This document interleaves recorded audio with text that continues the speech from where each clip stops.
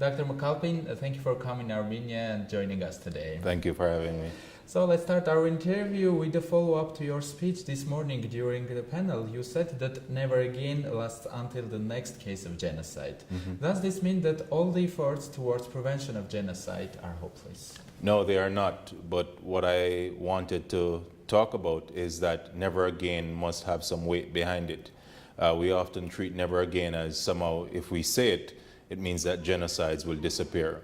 My talk this morning focused on what are the steps that we need to take in order to ensure that the conditions that create genocide are removed, are eliminated. So never again becomes something that is of substance rather than just something of hope. Okay. One of your research areas is the Armenian Genocide. Yes. As I know, a few years ago you was a member of the Armenian Genocide reparations study group. You have worked on a landmark report dealing with the issue of reparations. Yes. The final report entitled Resolution with Justice, Reparations for the Armenian Genocide, and it was published in 2014. What were the main points of the reparations package proposed in this report? I think first is to contextualize reparations. Most times when we think of reparations, we think of only one dimension, which is monetary compensation. So for the report and from my own research, reparations is a comprehensive understanding of justice. We argue that reparations is a form of justice. Reparations deals with not just an apology, but steps taken towards remedying the harm. In that case, the return of lands, the commemoration of the genocide, trials and punishment, questions of reconciliation, all those are dimensions of reparations. I argue, the report argues, that an apology is important, but an apology by itself cannot be reparations. If you apologize, it means that you are first acknowledging that something was done. And so an apology often triggers other steps towards reparations. So an apology is just one dimension.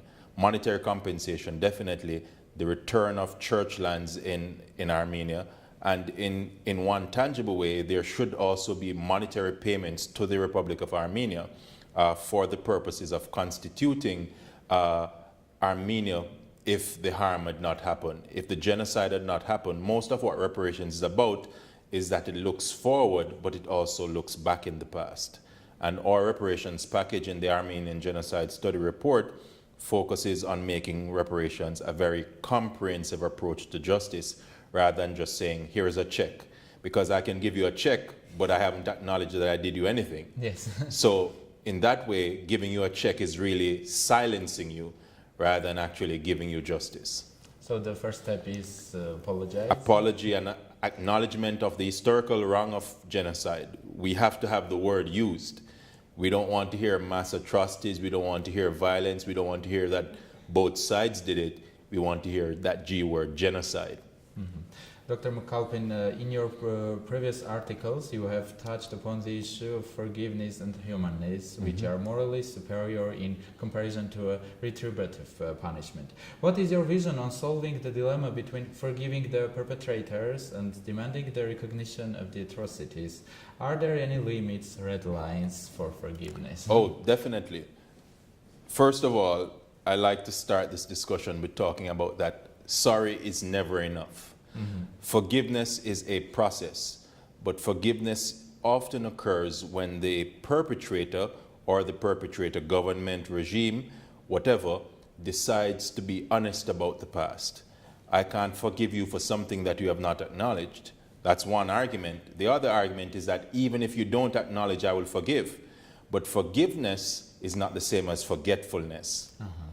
Forgiveness doesn't require amnesia. The argument is that I'm forgiving you, but you have to come with some notion of atonement.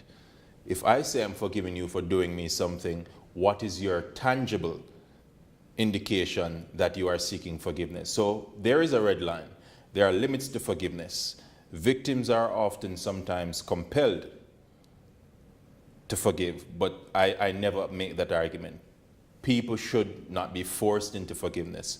Forgiveness is a process, it's not an event. And so in that regard, how long you take to forgive may be different from how long I take to forgive. I think when we talk about states, what is magnified is that national forgiveness requires a process of healing. If you haven't even acknowledged a wrong, then there can't be healing. And so that is why survivors and also descendants of Armenians continue to be re-victimized, because the wrong that was done to them was never acknowledged by the perpetrator regime. And if you inherit state power, you also inherit the responsibility to rectify the past. Sure. Now I want to speak about the role of youngsters, Okay. youth generation. You have talked about the role of the youth in many spheres of political as well as social life. Sure. How the youth can impact the reconciliation process between nations? Reconciliation, again, is a process, and I like that you started with that. Youths are important because they do not have the kind of memory in terms of direct memory of the effects of the genocide. I think part of the problem with youths holding that is the role of education. I've met with many Armenian youths in the US, and part of what causes them to understand the genocide is that they've been taught it. I think youths are critical to moving from now remembering the genocide to actually be the generation to see the change.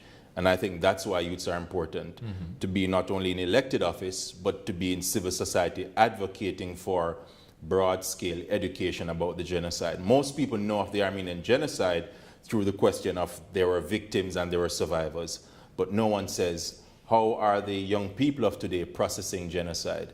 And if you are interested in dealing with the question of the role of youths in not just dealing with the legacy of the Armenian Genocide, but also exploring why it is important for youths to advocate for justice.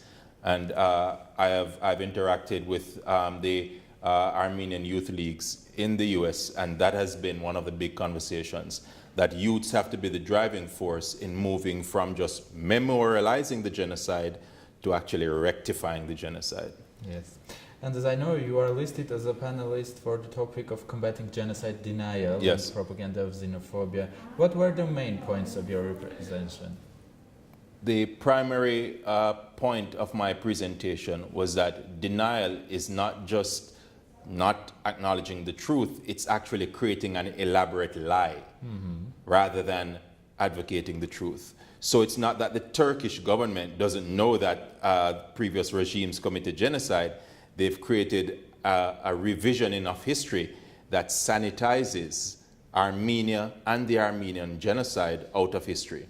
One theorist argues that it's almost organizing the oblivion that the Armenian genocide never occurred. And my last question, how we should combat the rising trend of using media, especially the social media, for disseminating hate speech and discrimination? Social media and mass media is a sphere that there's no democracy in it.